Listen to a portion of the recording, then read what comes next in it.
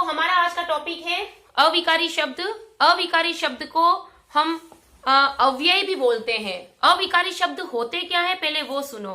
अविकारी शब्द वे होते हैं जो अगर उस वाक्य में जहां अविकारी शब्द यूज हो रहे हैं, अगर उस वाक्य में लिंग बदल जाए, जैसे लड़का का लड़की बन जाए और कारक बदल जाए, कर्ता ने, कर को, करण से, के द्वारा ये जो कारक चिन्ह होता है वो बदल जाए, वचन बदल जाए, चाहे काल बदल जाए, जाता है का जाता थी, जाता था हो जाए, या गया था हो जाए, या जाएगा, यानी कि अविकारी शब्द वे होते हैं चाहे काल बदल जाए, लिंग बदल जाए, कारक बदल जाए, वचन बदल जाए, फिर भी अपना रूप नहीं बदलते हैं, वो कहलाते हैं अविकारी शब्द। जो कारक अविकार, विकार का मतलब होता है परिवर्तन और अविकार का मतलब होता है जिसमें परिवर्तन ना हो, यानी ऐसे शब्द जो चाहे कुछ भी बदल जाए, लिंग बदल जाए, कारक बदल जाए, काल बदल जाए, काल यानी टेंस है ना, तो भी ये जो होते हैं अव्यय अविकारी शब्द वो अपना रूप नहीं बदलते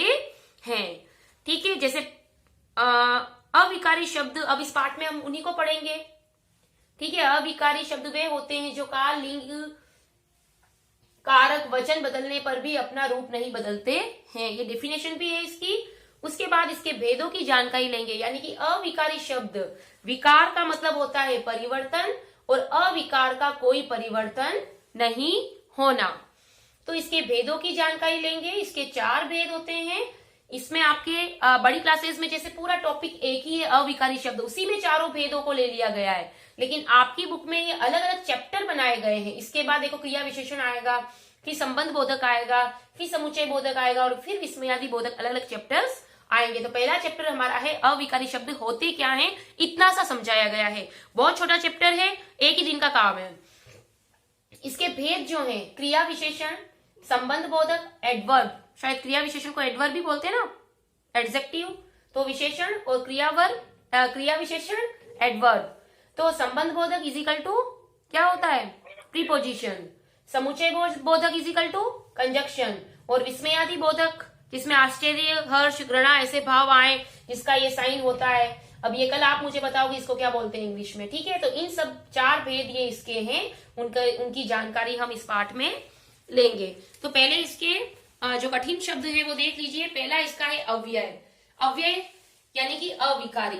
ठीक है, अव्यय व आधा आएगा, व आधा वर्ण है, शब्द व भी आधा है, ये यूज करते रहते हो आप, वही शब्द है। संज्ञा, ज्ञ में आ की मात्रा, सर्वनाम, वही र को जो था यहाँ पर, र जो था उसको मैंने रेफ के रूप में लिया है, सर्वनाम, सर्व रेफ के रूप में र आया। उसके बाद क्रिया विशेषण। ठीक है, अगला जो आपका कठिन शब्द है वो इसी में से हम ले लेते हैं। तो इसका जो अगला जो कठिन शब्द आएगा, ये मैंने आपको बता ही दिया इस पार्ट में क्या बताएंगे। 6 नंबर, इसी के भेद ले लेते हैं। क्रिया विशेषण हो गया, ये भी एक कठिन शब्द है, संबंध, फिर बोधक, संबंध लिखिए, बोधक। ठीक है, इसका भेद भी है। उसके बाद समुच्चय,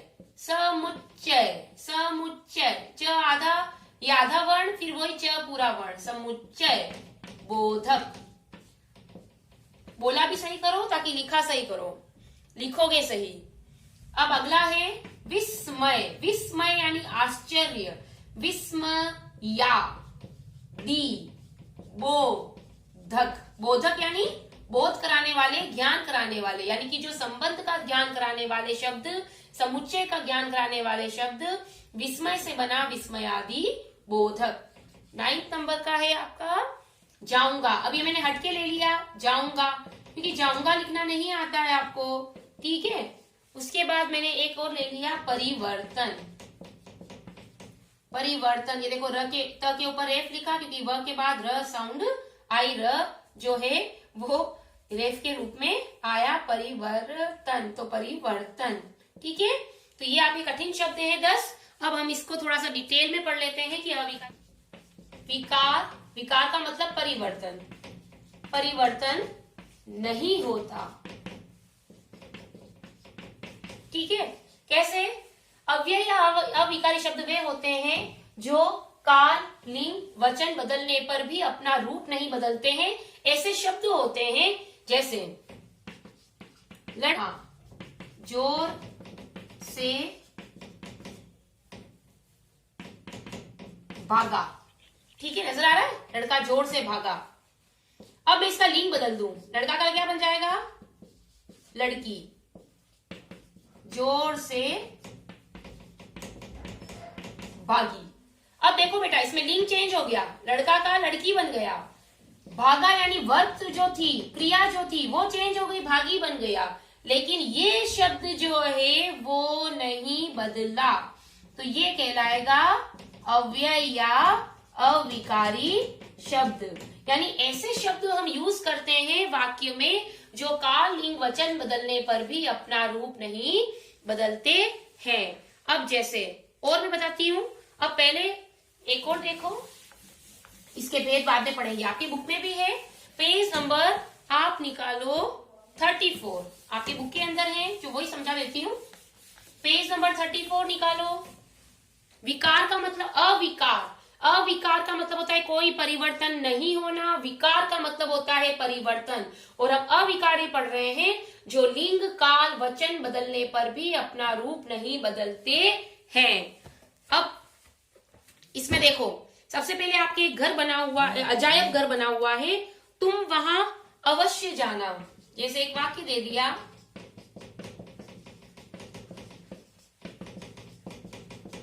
जाना, या फिर अगला है मैं और मनोहर जाएंगे। देखना, वह दादाजी के साथ। अगला है, इसको थोड़ा शॉर्ट ऊपर लिखते हैं, तुम, ये कौन हंस रहा है, मैं अब सबको म्यूट कर दूंगी, अवश्य जाना।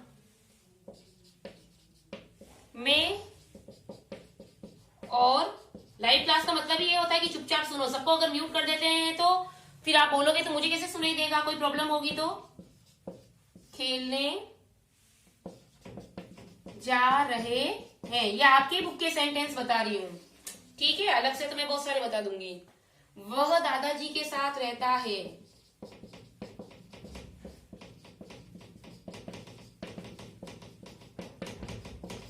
फोर्थ नंबर है आपका वाह, तुम जीत गए। फिफ्थ नंबर है मैं भी जाऊंगा।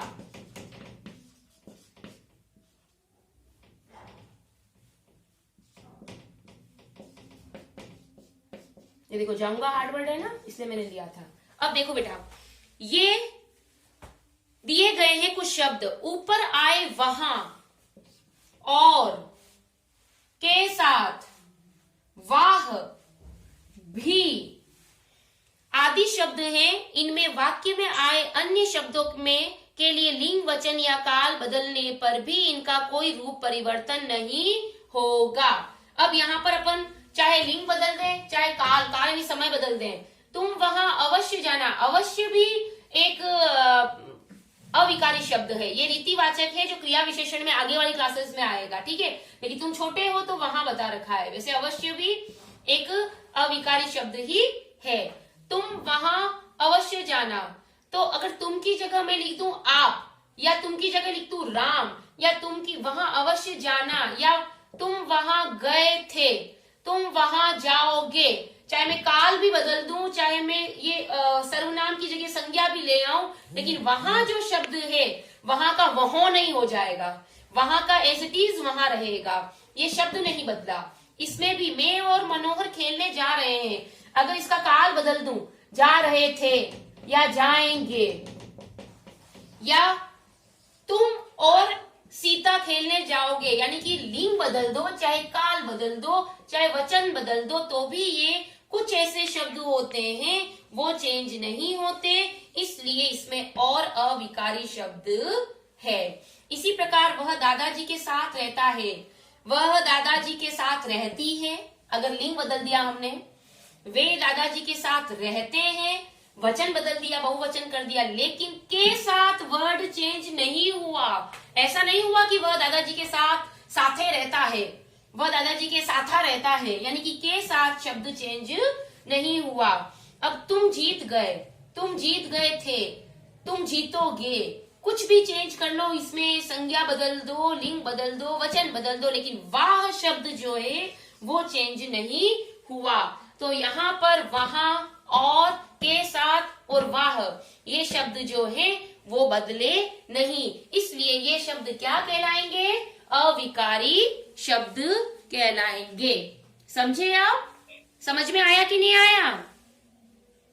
मैम इसको पूछो, आया नहीं आया? बताओ। Yes ma'am. क्या होते हैं मैम, अविकारी? आया। अच्छा ठीक है, अविकारी शब्द मैम, की ओके, अविकारी शब्द की डेफिनेशन बोलो। बोलो अव्यय या अविकारी शब्द, अव्यय भी बोलते हैं। शुरू करो यहाँ से, मैं जहाँ पेन लगाऊंगी। Start it. अव्यय, अव्यय या अविकारी शब्द होते हैं जो काल, लिंग, वचन बदलने पर भी बदलते हैं। अपना बुक है सबके सामने? बुक है? बुक है आपके सामने? Yes ma'am. तो बुक में देखो पेज नंबर 34। सब बच्चे डेफिनेशन याद करो फटाफट कि ये बदलते नहीं है, चाहे कुछ भी बदल जाए। फटाफट। भेद जो होते हैं, प्रकार, वो 4 भेद हैं। पहला बोलो, क्रिया विशेषण। ये सारे बच्चे एक साथ क्यों नहीं बोलते हो? क्या शब्द निकलते नहीं मुंह से? एक साथ बोलो, इधर उधर नहीं देखोगे। दूसरा विशेषण, संबंध बोधक। हाँ, आगे मत चलो।